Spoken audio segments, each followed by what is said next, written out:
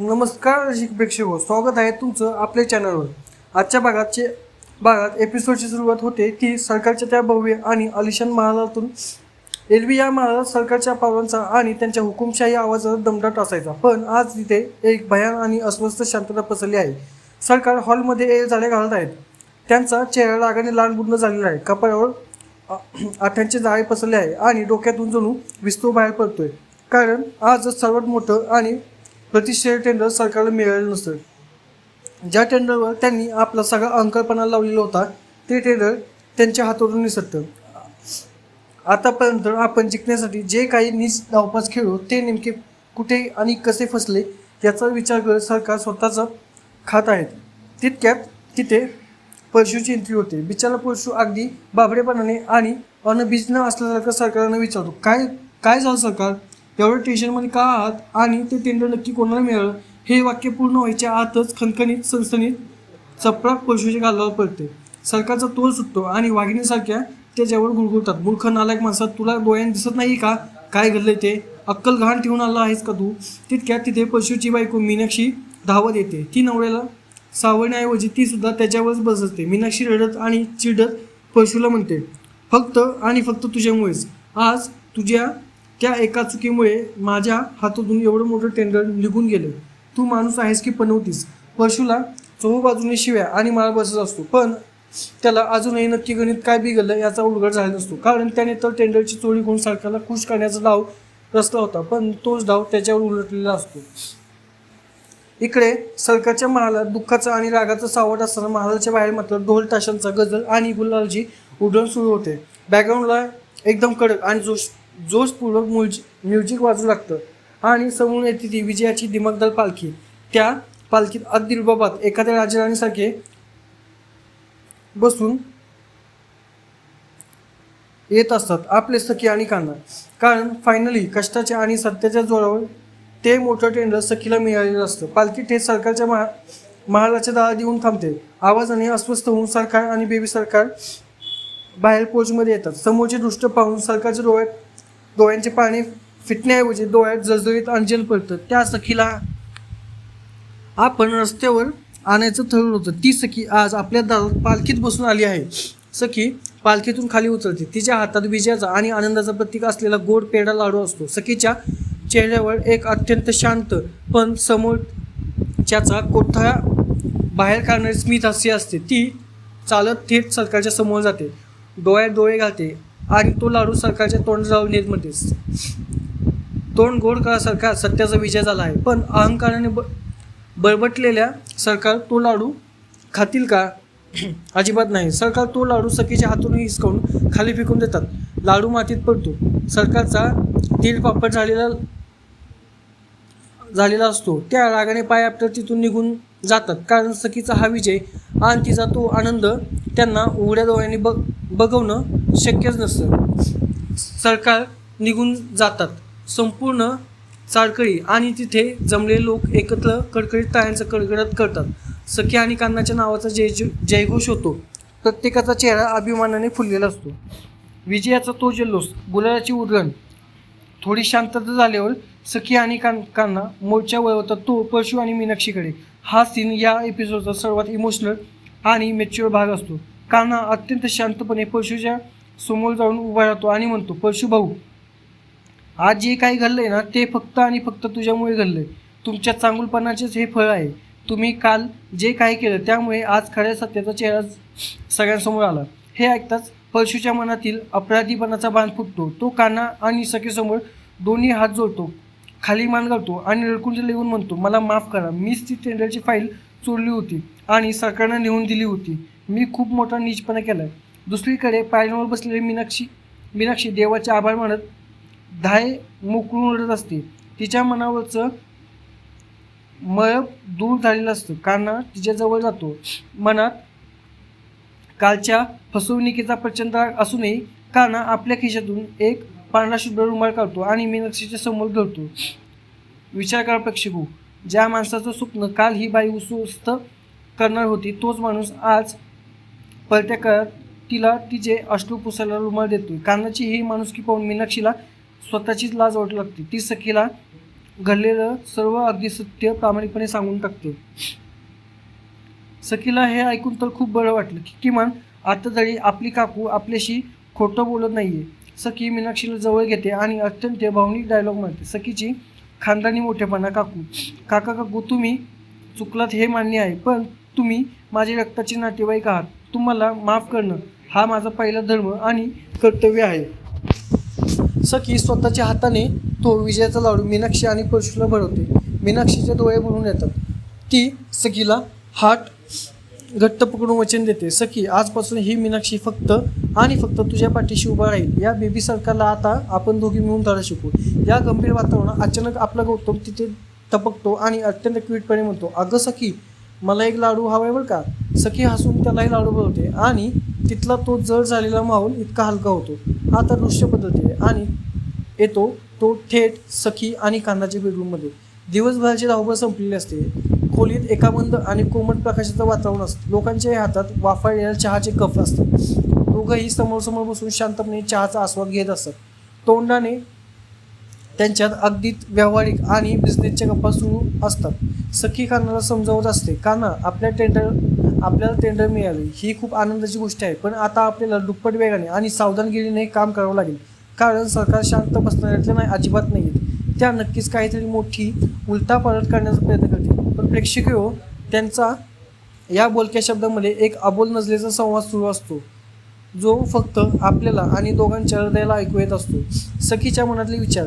ती चहा पिता पिता कान्हाकडे चोरत्या नजरेनं बघत असते आणि मनात म्हणते, कान्हा, आजचा हा विजय तुझ्याशिवाय पूर्ण होणे अपूर्ण होता, पण जर काल तू माझा हात घट्ट पकडून उभा राहिला नसतास तर आज मी सरकारचा तो माज उचलू शकले नसते. हा माझा नाही, आपल्या दोघांच्या विश्वासाचा विजय आहे.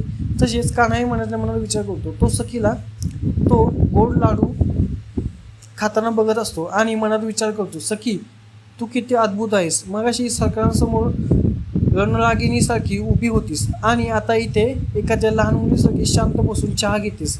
मला तुझा हा आनंद असाच आयुष्यभर जपवायचा आहे.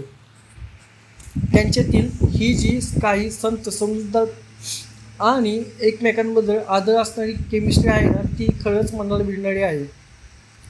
इकडे बेडरूममध्ये हा शांत रोमांस सुरू असताना बाहेर साईच्या कट्ट्यावर मात्र धम्माल आणि रांगड्या गप्पांचा फड रंगलेला असतो. सर्व चाळकरी म्हणजेच सानप मामा, किरण, पूजा आणि इतर महिला एकत्र बसलेल्या असतात.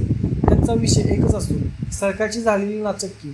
चाळीतल्या बायका एकमेकांना टाळी देत म्हणत असत, हो ना गं, लय भारी झालं. त्या बाईला असाच धडा मिळवायला हवा होता. नेहमी गरिबांना तुच्छ लेखायची, आता कशी सखीने तिची जिरवली. या सगळ्या गप्पांमध्ये आपले सानप मामा नेहमीप्रमाणे कॉमेडीचा तडका आणतात. तिथे एका बाजूला किरण आणि पूजा नेहमीप्रमाणे टॉम आणि जेरीसारखे एकमेकांशी फालतू लावून भांडत असतात. सानप मामा डोक्याला हात लावून म्हणतात, अरे तुमच्या दोघांचं काय चाललंय. आपण इथे विजयाच्या आनंदात आहोत आणि तुम्ही दोघं कबीर सखीसारखे काय सारखे भांडतायत. तुम्हाला पण त्यांच्यासारखीच भांडायची सवय लागली वाटतं. हे ऐकून पूजा आणि किरण दोघेही शांत होतात आणि एकमेकांकडे बघून मनात विचार करतात, अरे हो, आपण खरंच एवढं का भांडतोय. तितक्या तिथे हिरोईन म्हणजेच कबीर कान्हा आणि सखी यांची एंट्री होते. सगळे चाळकरी त्यांना गळागळा घालतात आणि एकच कल्ला सुरू होतो, आम्हाला पार्टी पाहिजे, कडकडीत पार्टी झालीच पाहिजे. सखी हसून विचारते, बोला, काय बेत करायचा. कोणी म्हणतं तांबडा पांढरा रस्ता करू, तर कोणी म्हणतं सुरमई फ्राय करू. पण या सगळ्या गोंधळात मागून एक आवाज येतो, आपण आंबरस पोळीचा बेत करूया. आणि इथून एपिसोडला एक अत्यंत अनपेक्षित आणि गंभीर टर्निंग पॉईंट मिळतो. आंबरसपुरी हा शब्द कानावर पडताच सखीच्या चेहऱ्याचा आनंद क्षणात नाहीसा होतो. तिचा चेहरा पांढरा पडतो आणि डोळ्यात एक विचित्र भीती दाटून येते, कारण पहिल्या सीझनमध्ये सखीने कबीरसोबत पहिल्यांदा जी आंबरसपुरी बनवली होती त्याच्याशी तिच्या अत्यंत गोड पण तितक्याच वेदनादायी आठवणी जोडलेल्या असतात. आणि त्याबरोबर या पदार्थामागे सरकारने दिलेल्या एका मोठ्या मानसिक त्रासाचा काळ इतिहास लपलेला असतो. सखीला तो भूतकाळ आठवू लागतो. ती आतल्या आत आणि घाईघाईने म्हणते, नको आंबरसपुरी नको, आपण दुसरं काही बनवू ना प्लीज. पण साईडल्या काकू ऐकत नाहीत. त्या म्हणतात, असं कसं, आपण एक काम करूया, आपण चिठ्ठ्या टाकूया, ज्या पदार्थांची चिठ्ठी निघेल तोच बेत आपण फायनल. चिठ्ठ्या बनवल्या जातात. सखी मनातल्या मनात गणपती बाप्पाला प्रार्थना करत असते, बाप्पा काही निघू दे, पण प्लीज आमरसपुरीची चिठ्ठी नको येऊ दे. कबीर सखीच्या चेहऱ्याकडे एकटक बघत असतो. त्याला तिच्या मनातील वादळ आणि जुनं टेन्शन स्पष्ट दिसत असतं. सखी थरथरणाऱ्या हाताने एक चिठ्ठी उचलते. ती हळूच कागद उघडते आणि कागदावर ठळक अक्षर लिहिलं असतं, आमरसपुरी. सगळेजण ओळखतात. काय आलं सखी, सांग ना. सखीच्या घशात आवंडा टाकतो. ती फक्त आमरसपुरी एवढंच बोलते आणि डोळ्यात आलेले अश्रू लपवत थेट तिथून निघून आपल्या खोलीत पळ सुटते. बाहेर चाळकरी मात्र येस आमरसपुरी खायला मिळणार म्हणून नाचत असतात. सखी रडत खोलीत येते. तिच्या पाठोपाठ कान्हासुद्धा दरवाजा ढकलून आत येतो. तो बघतो तर सखी पलंगावर बसून रडत असते. कान्हा अत्यंत हळूहळू आवाजात विचारतो, सखी मॅडम काय झालं? एक साध्या पदार्थाच्या नावावरून तुम्ही एवढं टेन्शन का घेता? सखीचा बाण फुटतो आणि ती चिडून म्हणते, तुला समजत नाही का कान्हा?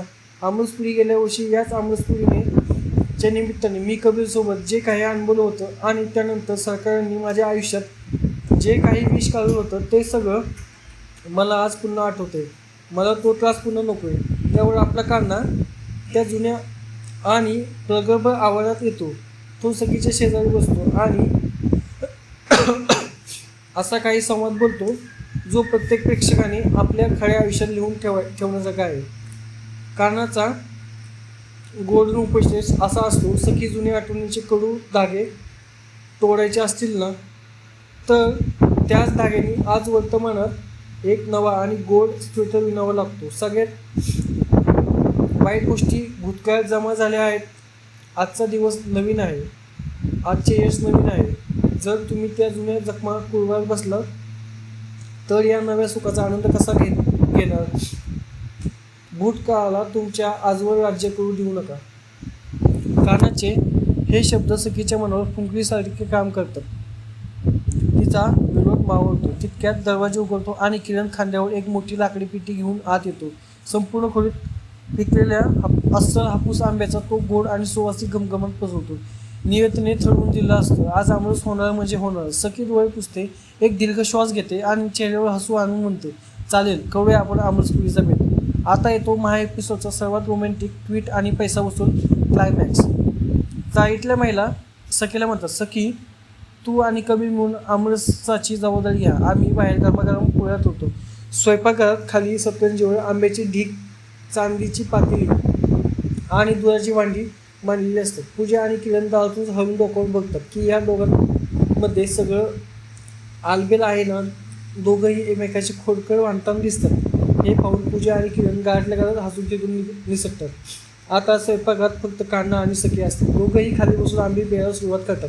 वातावरणात एक अत्यंत सुरेल आणि संत रोमॅन्टिक बासरीची धून सुरू होते. आमरस बनवता बनवता कान्हाचं लक्ष पूर्णपणे सखीवर केंद्रित होतं. पिवळ धमक आंब्याचा रस, हाताला लागलेली, कपाळावर आलेली बटाची केस, मागे सावणारी सखी कान्हाला त्या क्षणी जगातील सर्वात सुंदर स्त्री वाटू लागते. तो हातातील आंब्या बाजूला ठेवतो आणि सखीकडे अक्षरशः हळवून बघत राहतो. त्याला जाणवतो की हा क्षण इथेच गोठून जावा. हा स्वयंपाकघरचा कोपरा आणि ही सखीची कधीच आपल्यापासून दूर जाऊ नये असं कान्हाला वाटतं. तितक्याच कान्हाच्या शर्टाच्या बाहेर खालीच घसरतात. त्याचे दोन्ही हात रसाने भरलेले असतात. तो अत्यंत लाडेवळपणे आणि डोक्यात एक वेगळीच नशा आणून दुखेल म्हणतो, सखी मॅडम हात भरले तो जरा माझ्या शर्टाच्या बाहेर वर करता का? सखी त्याच्याकडे बघते. ती हळूच पुढे सरकते आणि आपल्या नाजूक बोटाने शर्टाच्या बाहेर दुमडू लागते. त्यांच्या बोटानं तो हलकासा स्पर्श. दोघांची ती एकटक झालेली नजर आणि श्वासाची वाढलेली धडधड या एका क्षणात कान्हा क्लीन बोर्ड झालेला असतो. सखीला सुद्धा त्याच्या डोळ्यातलं ते अथांग आणि पवित्र प्रेम स्पष्ट जाणवतं. दोघांच्याही चेहऱ्यावर एक लाजला आणि सुखाचा भाव असतो आणि यात अत्यंत अद्भुत आणि रोमॅन्टिक दृष्ट्यावर आजचा हा कडक भाग संपतो.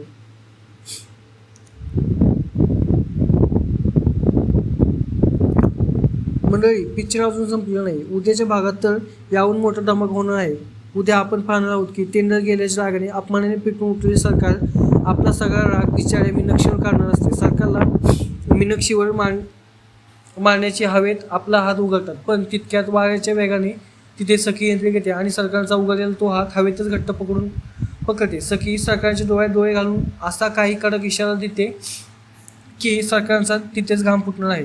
सखी सरकारचा तो माज कसा उतरवणार आणि कान्हा सखीच्या या प्रेमाला आता कोणती नवीन नजर लागणार हे पाहणं अत्यंत रंजक ठरणार आहे.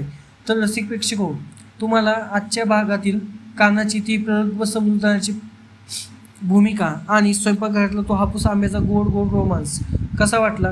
तुमच्या प्रतिक्रिया खाली कमेंट बॉक्समध्ये नक्की लिहून कळवा.